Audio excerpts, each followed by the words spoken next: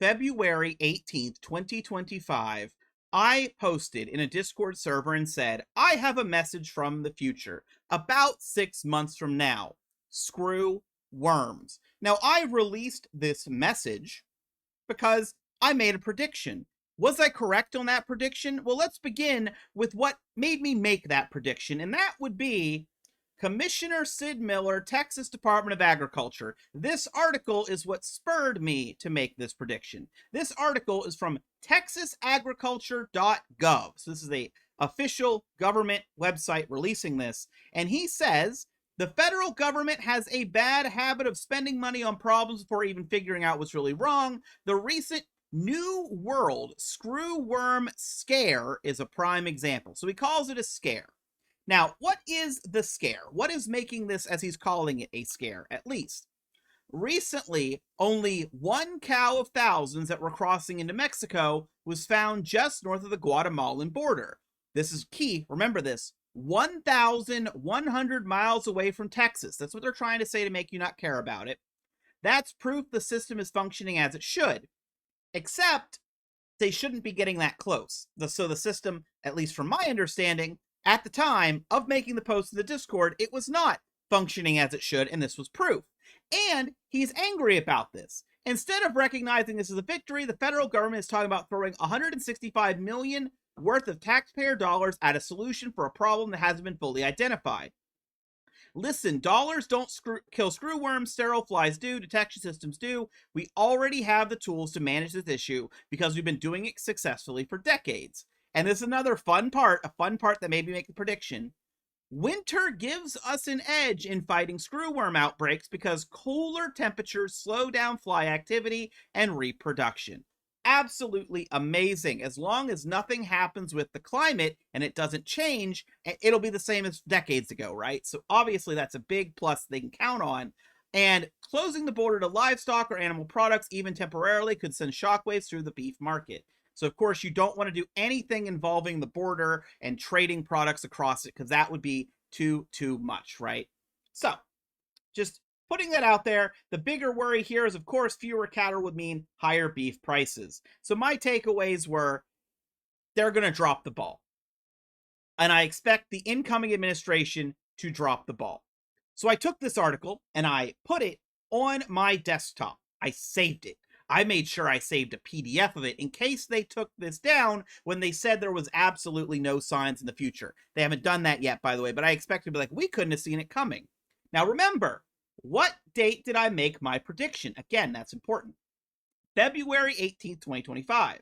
In March 2025, when we're dealing with all the Doge cuts and different government cuts, there were funding cuts, massive ones at the USDA, and these cuts, specifically, I want to talk about a part of them, that cut funds used for funding the monitoring and responding to screwworms. So, the administration also cut funding. We had this guy here telling you it's not a problem, right? It's not an issue. Don't worry about it.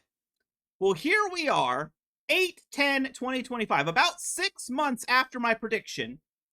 We have an update, folks. We have an official update from the texasagriculture.gov website, and the commissioner, Sid Miller, launches powerful new tool against New World screwworm. This is supposed to be a big positive, right? A big positive. They are doing something new.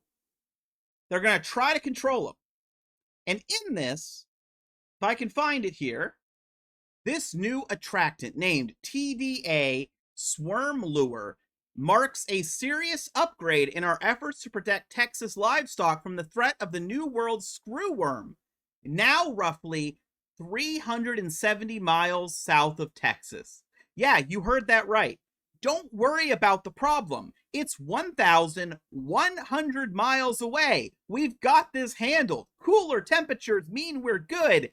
And now here it is, over 700, over 800 miles closer.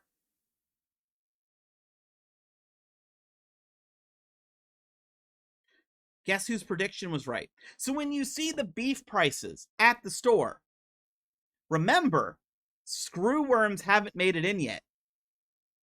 Just be aware. Why did I even look this up? What made me look this up? because I went to the store and I realized I would save money by buying like a brisket and grinding my own meat, to the point where I am looking at meat grinder prices because ground beef is so expensive. Beef in general, sliced beef, anything is so expensive.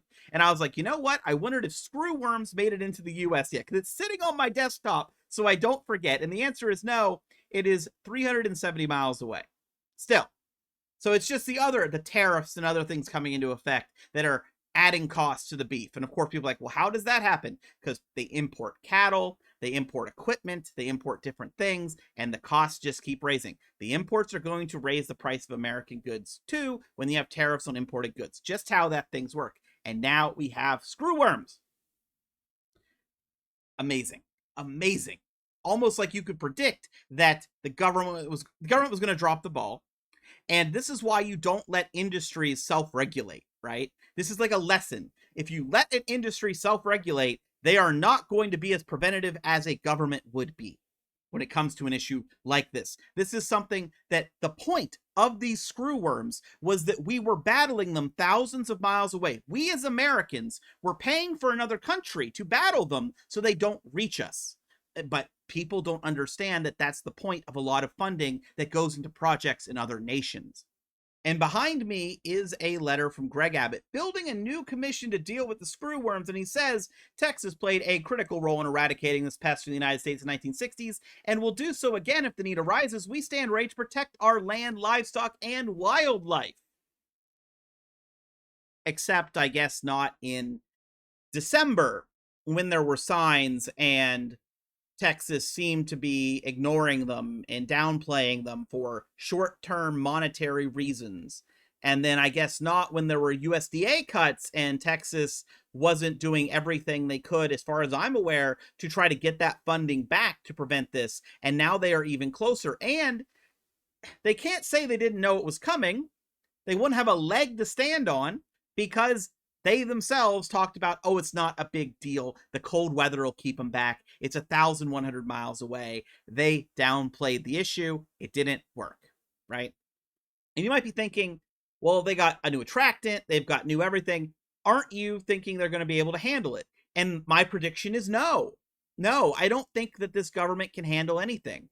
I don't think they're going to successfully do it. Because I think that even if we have money decided to go, let's say, into Mexico and keep it back that 380 miles or so back, there's a good chance that Trump gets into some sort of a disagreement or a war with Mexico, distraction from the Epstein files. We got to send the military in. We're going to attack the cartels without Mexico's approval. Some nonsense which will disrupt all of this, and then it ends up in the United States. And then it ends up being a new issue that another administration from another party will probably have to deal with, spend millions of dollars on, and we could have dealt with it prior.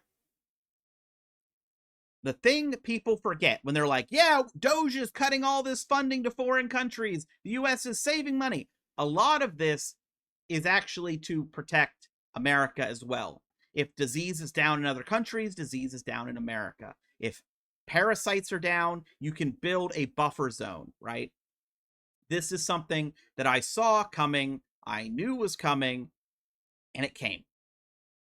Here, it's not here yet, as far as I'm aware. But if I saw an article at the end of the month, next month, 2 months, that it's in, I'm not going to be shocked. Now, why did I look all this up? I don't know if I mentioned this yet. Beef prices are absolutely crazy, and it's not because of the screwworm, really, yet. Just thought I'd do an update video. Right now, by the way, I am planning to cover the Donna Adelson trial. We'll see. That's still a little up in the air, but I am hoping to do it. I am very well unversed in this trial. I know very little. I know some. So I'm unsure if I want to dive in and like really get engrossed in the details, or if I want to go in and kind of just follow the case semi-fresh and see what the jury is presented with. Because sometimes, like, I've seen a lot about Donna Adelson over this time, but I haven't retained it all. But I'm unsure. It's gonna depend on how much free time I have between now and then. But that's definitely, I'm looking at it. Beyond that, I've been working on my gaming channel. It's also why there's been a little less here. But yeah, just thought I'd give a little update for you. You know, hey, if you want beef, now's probably a good time to go to a Costco and get yourself something in bulk and throw it in a freezer. Just saying. I don't trust this problem to be solved with this administration. I don't think they're capable of it. I don't think even if a solution is given that they are able to execute it. And if they're able to execute it, I can't see them not stepping on their own foot and completely messing it up, right? I'm going to be blunt. I could see Trump going, "Oh, screwworms are in Mexico. Good. We'll cut the funding because of some argument over something or a trade deal or whatever he does." And if they're in Mexico, they're getting right to America. The border's not going to stop a fly. You can't build a wall to stop a fly, right? Can't build a wall to stop anyone crossing a border. We've seen that. So if he couldn't build a wall that successfully stopped immigration like he claimed, he's not going to be able to stop a fly. I'm just saying. I don't think it's going to be a solution's coming in the near future. So I'm just saying, be prepared. Maybe if you're, you know a local butcher, maybe you'll be less effective. You live in like an area of the country that's not near cattle. Maybe the winter will slow it down, right? A little bit.